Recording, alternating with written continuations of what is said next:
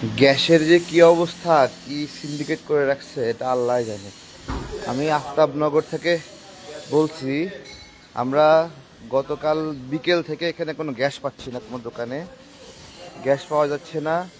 এবং পাওয়া গেলেও পাওয়া যায়ই না আসলে। মানে ধরেন আমার বাসায় কালকে রাতে গ্যাস প্রয়োজন হলে, হ্যাঁ, প্রথমে বললো 1800, তারপর 2000 টাকা, তারপরে সেটাও নাই, পাওয়াই যাচ্ছে না, এরকম একটা সংকট। আর যেটা 35 কেজির গ্যাস, সাধারণত আমার বাসায় 35 কেজির গ্যাসটা নেওয়া হয়, তো ওইটা 5500 টাকা পর্যন্ত ডিমান্ড করছে। এই হলো একটা অবস্থা। আমাদের জ্বালানি খাতে কে দায়ী, কে আছেন জ্বালানি বিদ্যুৎ খাতে? কোন উপদেষ্টা আছেন? জানি না উনি কীভাবে ফাংশন করছেন। এটা গ্যাসের আদৌ সংকট আছে নাকি কৃত্রিমভাবে সংকট তৈরি করে নাগরিকদের পকেট কাটা হচ্ছে? এটা আসলে আমি নিজের সমস্যা না হইলে বুঝতাম না এটা কত বড় সংকট। আমরা প্রত্যেকেই যতক্ষণ না পর্যন্ত নিজের আটকে, ততক্ষণ পর্যন্ত আমরা বুঝি না এটার প্রকটতা কতটুকু। দ্রুত সমাধান চাই, দ্রুত সমাধান চাই। অনেক কষ্টে আমাদের তাও 11টার দিকে গ্যাস দিয়ে দেওয়ার কথা, দূর থেকে একটা, তো সেইটাও 11টার দিকে দেওয়ার কথা। এখন কয়টা বাজে দাঁড়ান দেখি, দাঁড়াই আছি, 11টা 17 বাজে, আসার নাম গন্ধ নাই, ফোনও ধরতেছে না। কিভাবে কি এখন? গ্যাস আসলেই নাই নাকি ভয়েতে নিয়ে আসতেছে না আমার বাসায়, এটা আমি বুঝতেছি না আসলে। হ্যাঁ, গতকালকে বিকেল থেকেই একটা হয়রানির শিকার। রাতেও বাসায় রান্নাবান্না করা সম্ভব হয়নি। সকালেও কোনো রান্নাবান্না ছাড়া, খাবার ছাড়াই বের হয়ে যাচ্ছি। তো আপনাদের ওখানে দেখি কাদের কাদের গ্যাস পাচ্ছে না, একটু আমরা দেখি তো একটু।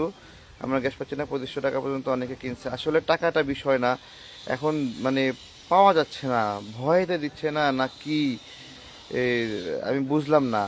মানে আমার ফোনই ধরতেছে না এখন, ঠিক আছে, ফোনই ধরতেছে না। আপনাদের এখানে, আপনাদের কোন এলাকায় আছেন সেখানে কি অবস্থা একটু জানাই তো। তো আজ 2200 টাকায় নিয়েছেন আপনি। হ্যাঁ, আমাকে গতকালকে 1800 বলছিল, তারপরে আবার 2000 বলছে, পরে আর ফোন ধরে না। তো আজকে সকালে অনেক অনুনয় বিনয় করছি, বাবা একটা দিয়ে যাও। 35 কেজি একটা বোতল, সেটা সম্ভবত 5500 টাকা ডিমান্ড করতেছে, যেটা আরও কম দাম ছিল অনেকটা। হ্যাঁ, সরকারের দৃষ্টি আকর্ষণ করছি, দায়িত্বশীলের দৃষ্টি আকর্ষণ করছি, ভোক্তা অধিকারের দৃষ্টি আকর্ষণ করছি।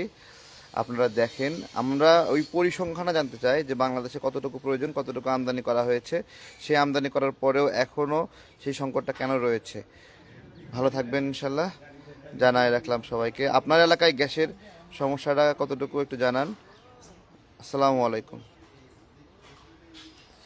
একজন লিখছে টাকা বিষয় না, মানে মানে টাকা বিষয় না মানে আপনার হলো মানুষ তো 2000 টাকা দিয়েও কিনতেছে, 2200 টাকা দিয়েও কিনতেছে, ঠিক আছে।